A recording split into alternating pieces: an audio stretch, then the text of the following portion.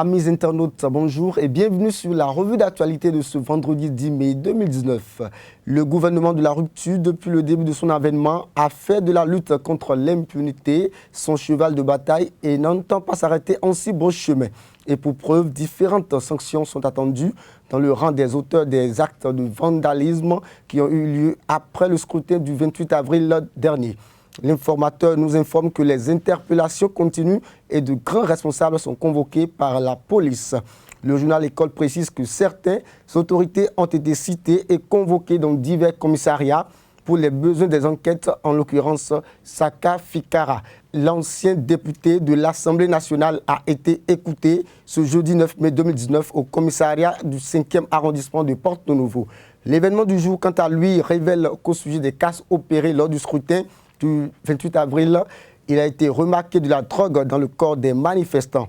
Le quotidien précise qu'à travers un point de presse tenu hier, jeudi 9 mai 2019, le ministre de la Santé, Benjamin Rumpati, a fait observer que des structures sanitaires du Bénin sollicitées pour la prise en charge des blessés ont répondu avec promptitude et efficacité. Le ministre confirme à cet effet qu'après les diagnostics et un certain nombre de constats effectués, des analyses toxicologiques ont été réalisées sous contrôle judiciaire.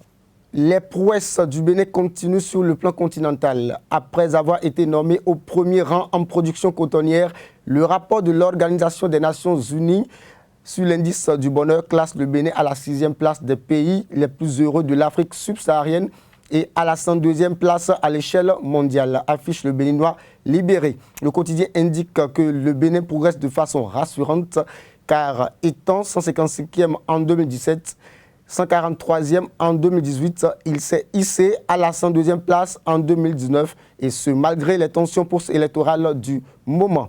Mais la dépêche contre-attaque et confirme la présence des djihadistes sur terre béninoise. Menace djihadiste, ce n'est pas du bluff, peut-on lire à la une de ce quotidien d'information. Le journal révèle qu'après le Mali, le Burkina, la Côte d'Ivoire, le Togo et le Ghana, les terroristes sont déjà à nos portes et commencent déjà à explorer le territoire national.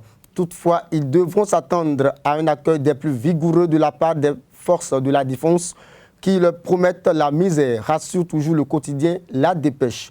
Mais face à toute cette tension post-électorale et menace des terroristes, plusieurs voix se sont élevées et ont imploré la paix et rien que la paix dans le pays.